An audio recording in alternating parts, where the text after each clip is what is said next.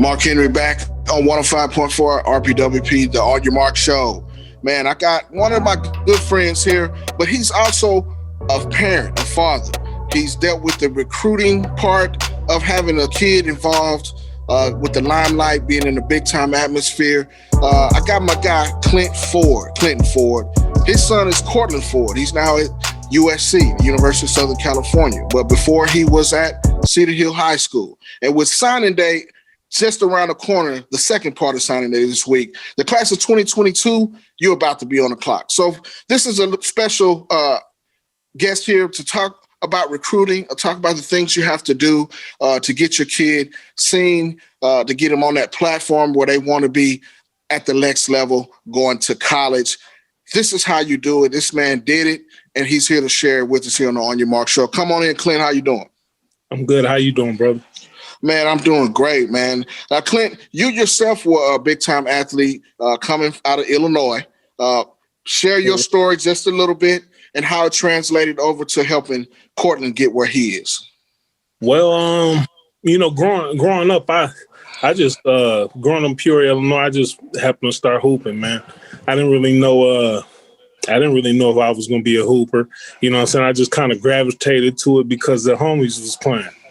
You know what I'm saying? And I found myself, taking liking to it, the competition part of it, the brotherhood, and actually I kind of lucked up on a scholarship, man, because I was in the process of joining the Navy.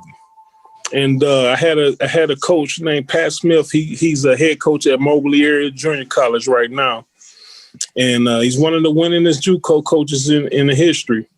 And he just called me one day and said, "Hey, Clint Ford, you want to play college basketball?" I was like, "Sure. Why not?" And he comes to the hood, come in there, it's packed at the park. He come in there and watch me play. Everybody like, man, they really, really ready to ride on him because he ain't supposed to be up in here. And I was like, no, that's coach, man, let him be. And, he wasn't even scared. So he came in, watched me play, man. He offered me a scholarship that night, man. And I didn't even know where I was going. I just knew I was going to play ball for free. And it ended up landing me at Western Illinois. And that's where I got my degree. And I played 2 years there. And, I had a pretty good career. No doubt, man. And that's kind of what we're leading to now, to talk about Courtland Ford. Now, if you don't know who Courtland Ford is, he was one of the top recruited offensive tackles in the country and in the state of Texas back in the class of 2020. He's now a freshman at the University of Southern California for the Trojans. Got some playing time, and it looks to be in his future looks bright from here. But start back when he started playing, Clint. What are some of the things that you saw in Courtland from a young age that, when he started in Little League, leading up to high school? Well, I knew I had two sons that, you could see them in my background. No doubt. I knew one of them. Well, I have a daughter as well. She'll be 17 this year. But I knew one of my kids was going to be an athlete. I didn't know which one, but I try to allow them to come into their own and once I see the passion there or whatever, I'll take it from there. But because I didn't have anybody, I just looked at my college career and I knew once I had a kid, I knew the type of things I wanted to have them do if they loved it like I did. Because had I known a few things there, because, like I said, my parents, as great a people as they are, they weren't athletes. So they only taught me the most important things in life, like respect, good character, making sure my grades is right, making sure I'm staying out of trouble, those things. They wasn't there to just make sure that I got this training done. The things that gave me the extra or the one up on the next man. So once I knew how to get it, I knew the formula. I felt I knew it. I would translate it over to my own kids. Most definitely. And that's what we're here doing on Your Mark show. From a parent's perspective, what do you need to do to get that? And one thing that you do with Courtland is he gets the best instructional things for his position, outside of what he had done with his team. Talk about that a little bit, especially when he started getting older to high school, because he started to develop where some kids didn't develop. And then he ended up being one of the top tackles and being heavily recruited. First, start with the training and how you saw that in his development. Well, when he was younger, I say fifth grade, when we moved to Texas in 2011, and he said he wanted to play football. But up to that point, he had been playing a little basketball here, and of course, because that's what I did. I never played football. I honestly didn't know the first thing about football outside of playing Madden. No doubt. And so I took him. He played over in Arlington for the Trojans. Ironically, and it was a rec league team, but at that time, I didn't understand that it was a difference between rec ball and select. So when someone said, your boy need to play select ball, I'm like, what is that? So I did my research, of course, and that's one of the main things as a parent that you're going to have to do is you have to do your research and not necessarily trust what everybody say, because everybody don't have your best interest. But Courtland, he played on the team, and I think they were like 5-5 or something like that. I mean, and he hated it.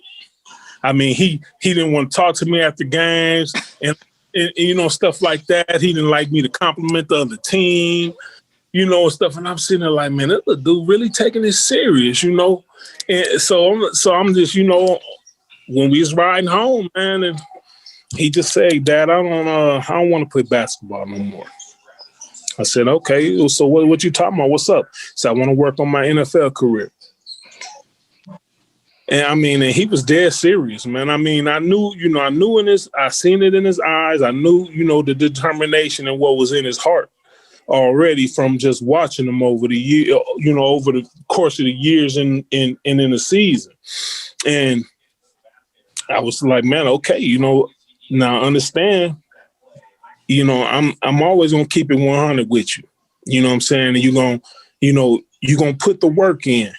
And if I see that you don't have the passion for it anymore, or you lacking passion, I'm just gonna cut your career short for you, because I'm not wasting time, money, effort. I'm not wasting any of that if I know that it ain't in your heart. And me being an athlete, you can't a former athlete, you can't trick me into thinking that you working hard or anything, like, because I know what it looks like. Because I was the one person in high school where my coach would have me coming in sick, because I was a bigger person playing basketball. So I always had to do the extra after practice or before practice or early in the morning with the coach to maintain my weight, maintain my conditioning and all that. So I always had to put extra work in. So, I knew, I'm like, man, you have to put in some work. You know what I'm saying? The moment you decide you don't want to, then we're not going to do it.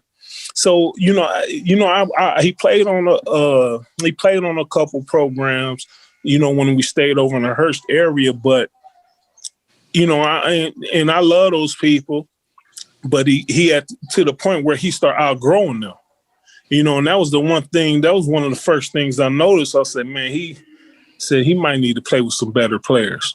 Not saying that they weren't, but I wanted them to go up against the best too, not just play with the best, So Ray Mickens, I seen him. He was at one of my boy games, and he was watching. He approached me and said, "Hey, you should bring your boy over to FBU."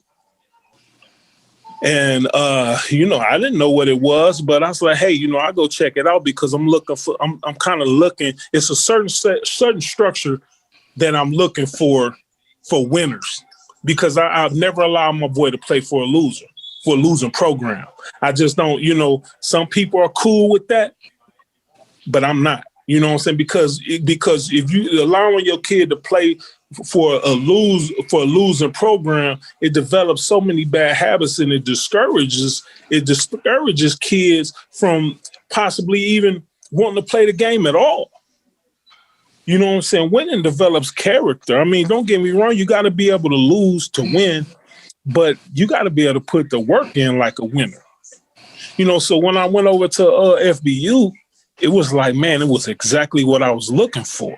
Because, you know, before I moved here, I coached basketball, won 5 city championships in a row, moved here. I gave up my coaching career for my son, you know, because I knew what it meant to him. So I started to make connections. He started to play with, he played with, his team is considered the greatest team of all time. You know, and you know, they end up winning 3 national championships in a row, but they kind of set the precedent of what it takes, you know what I'm saying, in terms of the discipline, the focus, you know what I'm saying, and the type of work that they was putting in. So, you know, it was exactly what I was looking for. So that was his start, you know what I'm saying? And then I bought a house over in Cedar Hill, and I linked up with the Dallas Lions and Coach Shannon and KT, and that's when he started.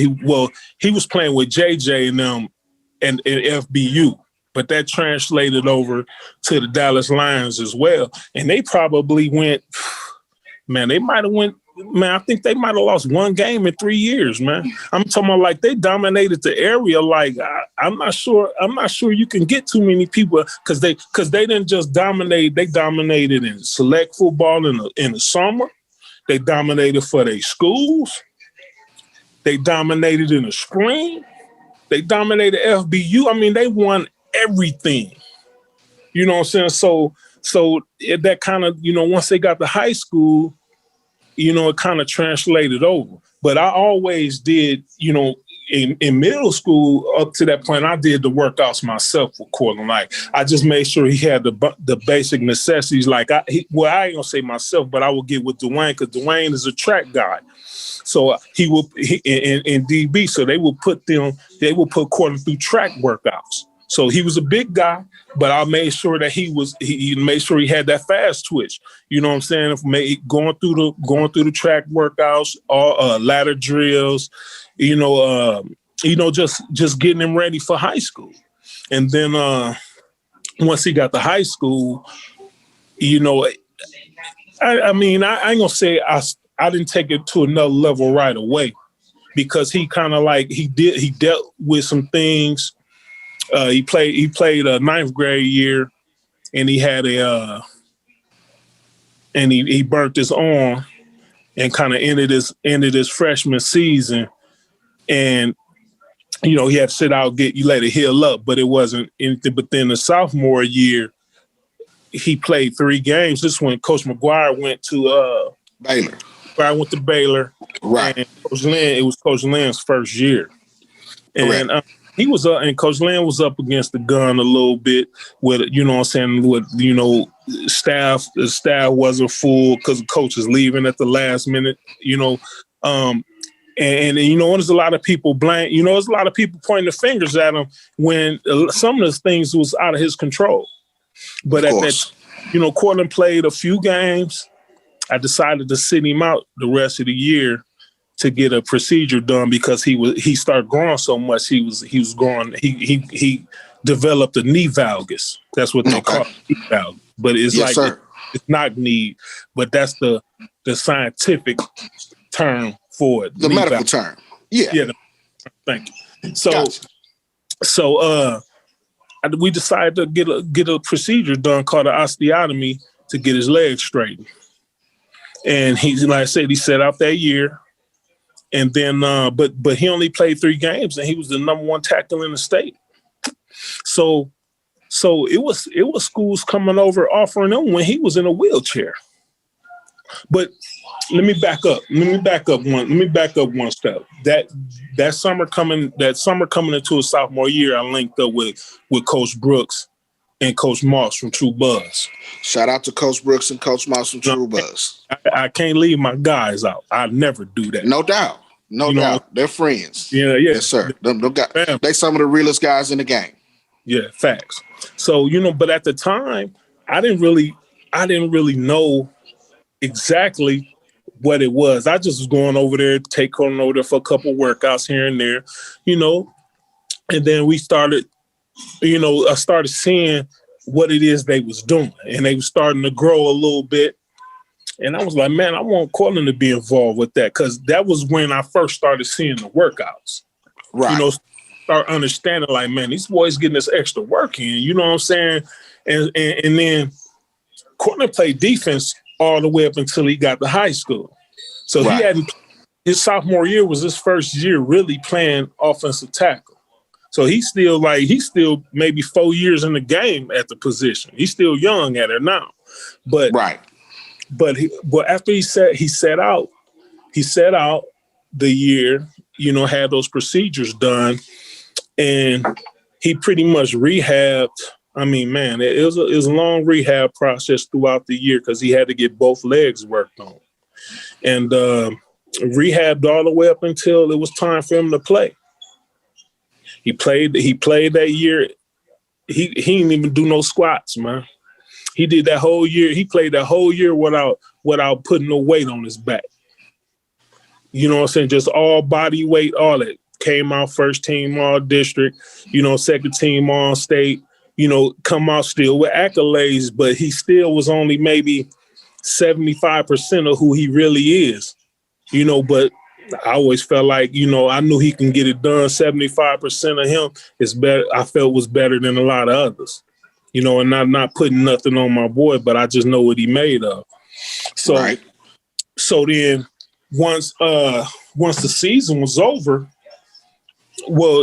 actually even during the season, I think at that time he decided after sophomore, after junior year, he decided to commit to LSU.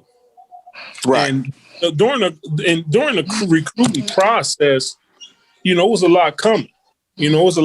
I mean, I think he got Georgia, Alabama, and LSU. I think they all offered him within like 2 days. Right. And the offers was coming. Right. But he had a relationship with LSU that dated back to when he was in 6th grade. So it was, he was went down there for a couple spring games, had some pictures of him, and at the time they didn't have any offensive tackle commits for the class of 2020. So, it felt like it was a no-brainer at the time. Right. So, I let him go ahead and commit to LSU, because I never tell him where he was going. I just tell him where he wasn't going to go. Right. Exactly. Just allow him to still have options, but you can't do this over here, son, and this is why. Right.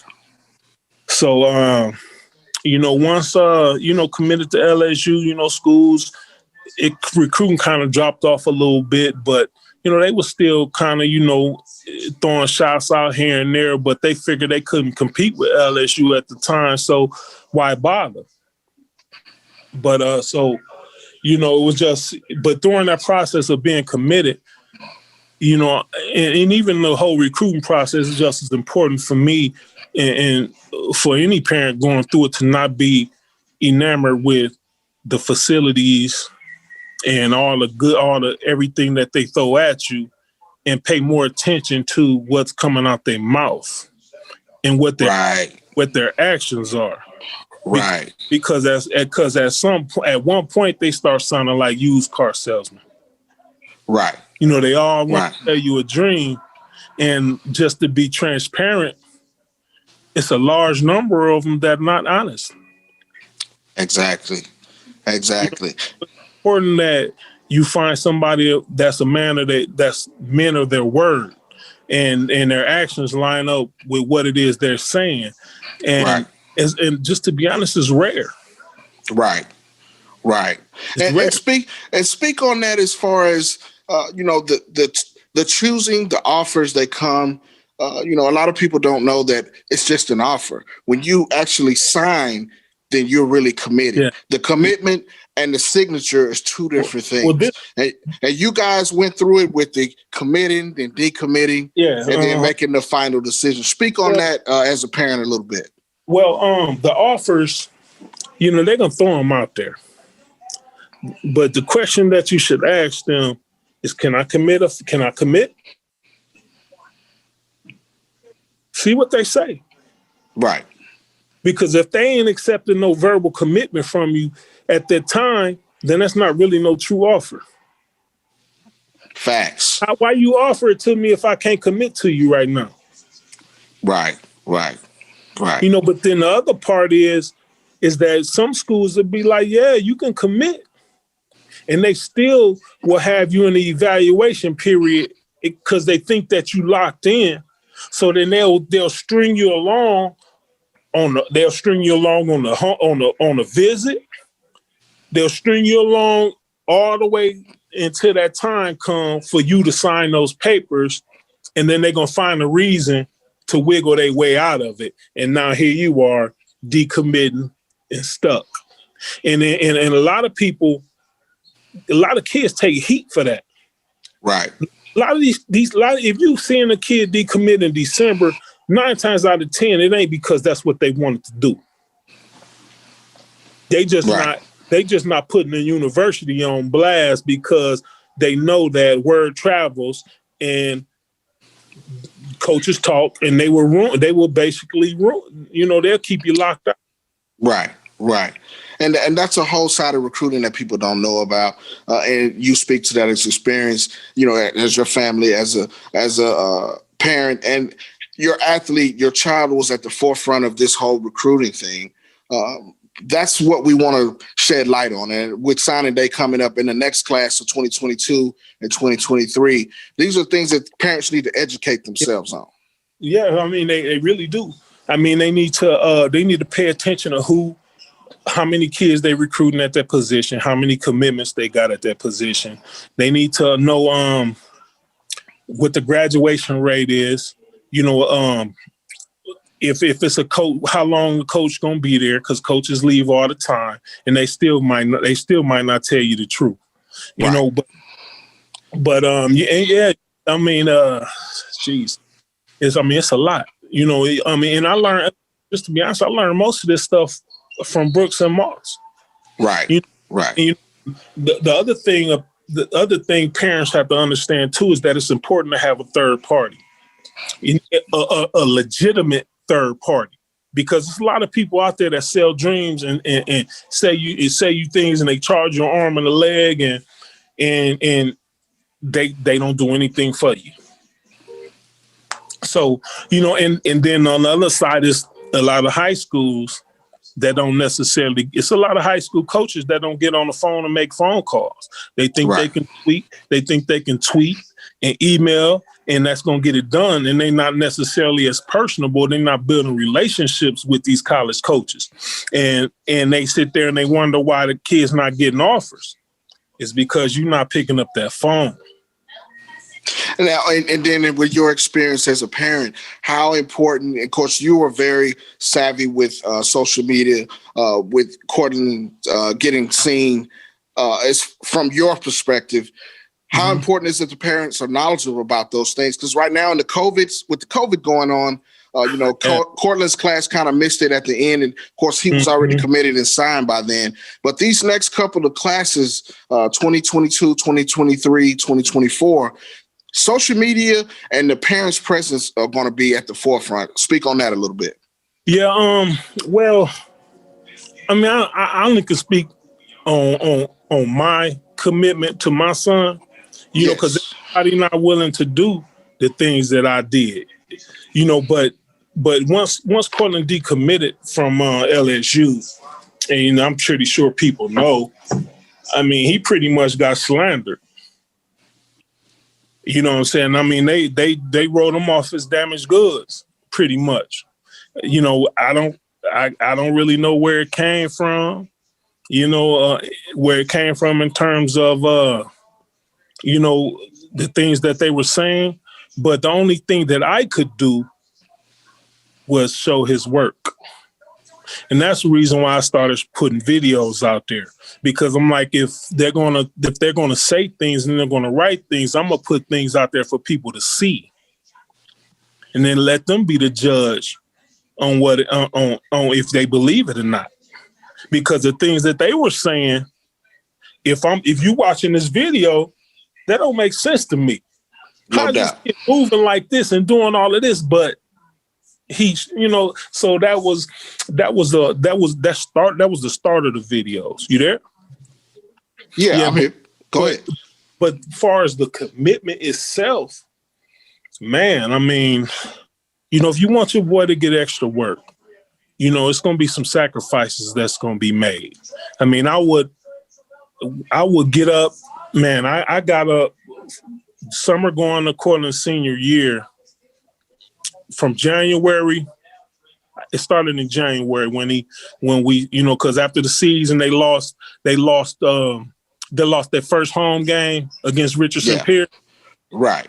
And this was the end of the junior year when I knew he wasn't 100%. But Courtland probably was like 335 at the time. He played the whole year 335. It might have even been 340. But I knew that once the season was over with, it's time to go to work. And he knew that. You know what I'm saying? So it was like, okay, Courtland, now it's you know, he had decommitted. You know, it was a couple people trying to push the panic button on us to try to get us to commit early again.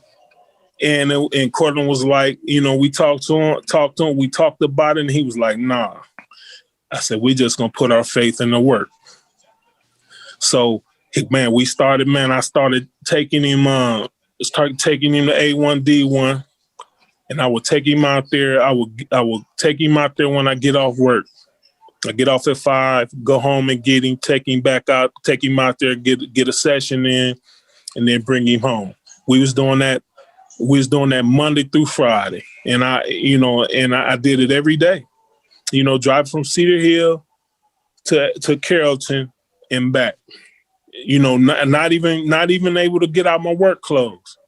You know, I'm pulling up, he coming on out, we bouncing. You know, so then after we did that and summertime came, we started going out there in the morning. I started taking him out there in the mornings. You know, so I take him out there and I would drop him off. You know, I mean, he'll member there anyway. There ain't no time limit on how long you could be there if you're a member. No doubt. Take him out there, man, and he would, and that's when he'll work 2-3 sessions. I mean, he would be out there. I'll meal prep him. I'll meal prep him all summer. I would cook his food, have his protein shakes and stuff ready. I'll have his stack of food, all his meals for the day, the times he's supposed to eat them, give it to him. He have it in the bag. He take it out there, put it in the refrigerator, and he have his food set for the day. And he working all day. And I get off work at 5.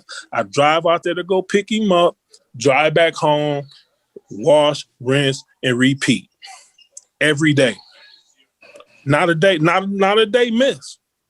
Every single day for the whole summer. He dropped like he came into the season at like 305. You know what I'm saying? Ready to go. So then, no doubt. Yeah, go ahead. And it was more so like, you know, because he had something to prove because they had slandered him so bad that he went from the number 1 tackle in the state and top 50 player in the country to not even being on the radar no more. And he never even hadn't even missed a game. He didn't miss a game his junior year, didn't miss a game his senior year. But they made it seem like he was just, bro. They was, you know, I had schools canceling visits on us. I had schools calling me, asking me, can they doctor look at them? I mean, it was crazy. I mean, I had just never seen anything like that. And the issue was based on a lie. Right. It wasn't no different than the voting fraud lie. Right. Exactly. It wasn't no different. People pushed that narrative and everybody ran with it. And not only that, all the film that you see people was looking at was all his junior year film. Nobody was even looking at his senior year film when he was lean and moving. except USC. And USC came in, and now came in. Everything's coming to fruition. Yeah. See, Coach Jinks was with Coach Jinks. I think he had been talking to Courtland for a while, and I had never really met him. But when they got serious, Coach Jinks called me and was like, I know that I need to talk to you first before I get him. Right. That was, that was respect because that was the truth, because I had so many people trying to set up visits with him, trying to do all type of undermining things to get him to commit to certain things. And they had never even spoke to me. And then they'll come to me at the last minute and I'm like, Coach, how many times I ever spoke to you? Right. So how you gonna go from not knowing us to us down there for a visit? So that don't make sense to me. So and that's the reason the parent has to be involved through this whole entire process. And and long story short, you can't be selling them a wolf ticket. You got to be real about the process. And they do that, man. They do that more than not. They do it more so than not.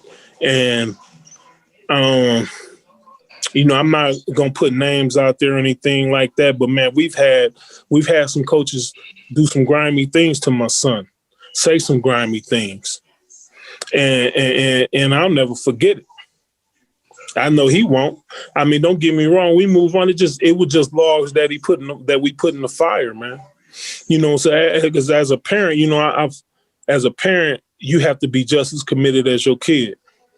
And even more so because you got to work. The money coming out your pocket. It's an investment into your kid. Yeah, definitely. I mean, and I get, I know some parents or some people think that when they see things like that, they think that parents are living through their kids vicariously, but I'm like, man, I played D1 hoops. I didn't know nothing about football. I had to research it and ask questions and find out on on what to do, and the training aspect of it. I mean, man, that's matter. Not, I mean, if you don't want to be good, then that means you ain't really, you ain't doing it. That means you ain't really trying to be that dude. It's a difference between being good and being great. Yeah, and they work together. It's a partnership. They do, and so so the commitment of taking him out there every day. Man, I'm talking about, man, I used to be, man, it was tough, man. It was tough. No doubt. It was tough. I know, even after he committed to LSU, after you commit, that ain't the time to relax. You know what I'm saying? You that's when you turn up. You gonna get the playbook. You gonna get the workout regimen, all of that. So USC started working out at 5 a.m. Guess what we was doing? Working out at 5 a.m. Right. So I was getting up at 4:00, driving them out to Carrollton again. Right. Driving him there, driving him back, picking him, my daughter up, getting my daughter, taking them to school. Now I'm going to work, come home, give me a little something to eat. Sometimes, a lot of times, we and him was going to the weight room after he came from out there. Right. It just all depends. Or he was getting the strength and conditioning there, but we was doing technical work with Dez Hilliard, who Dez was his very first O-line coach. You know what I'm saying? He would get with Dez and he would get with B. Jordan whenever he come in town. But Dez been there from day one, and that's just what we've been doing the whole time, is understanding that, okay, we're gonna get this strength and conditions, but it's important for you to work on your craft in terms of your position and what it is that you're gonna become. And the one thing I've noticed, I've watched about parents here, some parents, is that they get their kids locked into a position. I watch fathers coach their sons, and their sons be the quarterback or the running back, but they probably was gonna go to college and play something else. But they were stubborn and wouldn't and don't get me wrong, they wanted to support their kid or whatever, but they was never open to switching their positions, because at the end of the day, the goal is to go to school for free. Right. Anything else at the end of the day. So right. if you need to change a position and start working on something else, why not be open-minded about doing it, especially if you're just trying to go to school for free? No doubt. I watched so many kids get left out in the cold or not really get what they should have gotten because parents wouldn't listen. You got to be able to listen, because at the same time. Yeah, I mean, you got to be able to listen and be able to understand what's genuine and what's not. And everybody don't have that gift, but the proof is in the pudding. You know what I'm saying? All the time. People. I mean, I have so many people, man, that I recommend to True Buzz, and I'm recommending them because these fellas, they know it. They know that they right. know it. They know right. it. And no doubt. And I informed, and all through high school, I even informed the coaches at Cedar Hill. They knew. It's like, look, if a kid, if any coach, if coaches believe in it takes a village to raise a child, then they shouldn't have an issue with a third party person trying to help out. Right. Right. You know what I'm saying? But control is addicting. You know what I'm saying? Doubt. It's something that they if they feel like they losing control, then it becomes an issue. But with me and mine, it's only USC controls that now. Right. Before then, nah. I'm not. No doubt, man. Again, this is Clint Ford here on the On Your Mark show. Father of Courtland Ford from USC, man. He is one of the top players to come out of this area in a long time, and definitely, man, much success to him out there. Man, just give us an update on how Courtland's doing and how everything's going so far at USC. Man, it's great, man. I mean, he all A's and B's, man. I think all A's and 1 B. He was student of the month in October. I mean, he got a start against Washington State. He was the first true freshman to start there in the last 3 years. And had a great game, by the way. I have to look at that. Yeah, he did all right. He had a great game. Hey,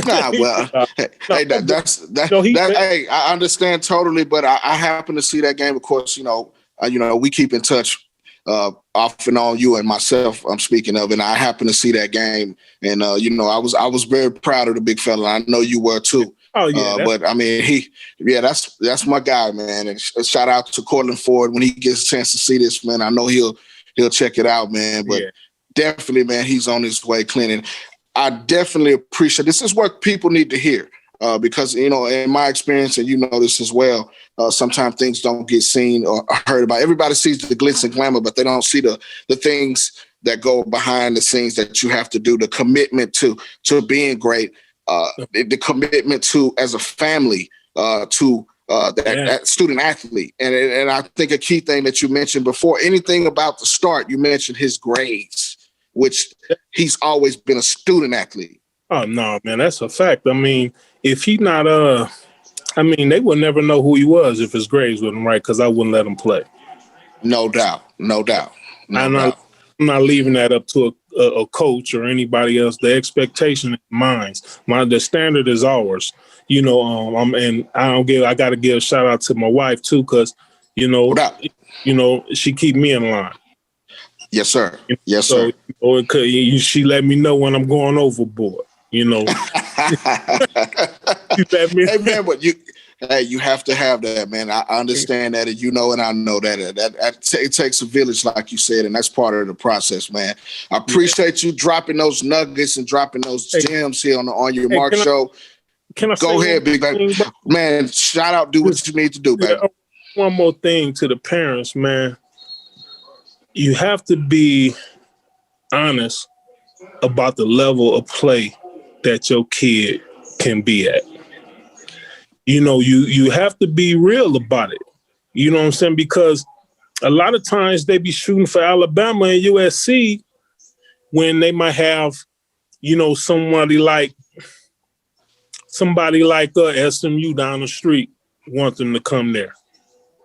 You know, or any, you know, another school that may not be a Power 5. You know, and I mean, you gotta go with who love you. Don't be chasing the pretty girl out there, fellas. Don't be chasing her. You gotta love you. You know what I'm saying? And that's most important is loving the people who love you. It's some kids, man, that push people to the wayside, man, and they constantly, and these people won't never give up on them. They constantly, and you know what ends up happening? They end up being there anyway. And they miss a golden opportunity. Yeah. They end up going somewhere, decommitting, and ended up being back where they should have been in the first place. No doubt. You know, so I mean, go with who love you. Don't be chasing after these schools. Make them must be honest with you. Right. Put your foot to the fire on them. Make them tell you the truth. If they throw you that offer out there, can I commit? Right away. And they be like, hold on, let me talk to coach. They lying. Man, that's real talk. That's real talk. That's right. That's real talk. Like, hey, I want to offer you. All right, coach, I'm gonna commit. I'm gonna commit. They be like, oh, hold on. Now. Yeah, they lie. Right. But you gotta watch them, man. Shout out to everybody, man. You know, everybody that had anything to do with my son's development. You know, we appreciate to everyone. We'll leave no stone unturned in terms of giving back. You know what I'm saying? If he's able to, if he's fortunate enough to play at the next level, the USC on the come up, as real as a coaching staff as it's gonna get. No doubt. You know, no lies. Just, you know, being honest about everything. They take good care of kids. Plus, your education is second to none. In the country. Yeah. In the world. In the world. I mean, you don't understand how many people, I have my little USC mask on and they're like, hey, you graduated from USC? No, my son played football there, you know. And then, man, hey, they be, you know, just, hey, we family. No doubt. No doubt. So, all love. It's all love, bro. So I recommend all recruits that got an opportunity to go there to go, because not only that, it's a 4-year education guaranteed, whether you play it down there or not. Where other schools give you 1 year at a time. One year at a time. You go to the practice when you get all 4 years guaranteed. If you get hurt or not, no matter what, gotta have it. Yeah, gotta have it 4 years. So, you know, we'll let y'all sign. We'll let y'all continue to sign every year. Man, there you have it. My guy, Clint Ford, man. Chopping it up. Shout out to the Trojans. Shout out to my guy, Courtland Ford, man. We'll take a quick commercial break here on the On Your Mark show, and we'll be right back. Hey, appreciate you, brother.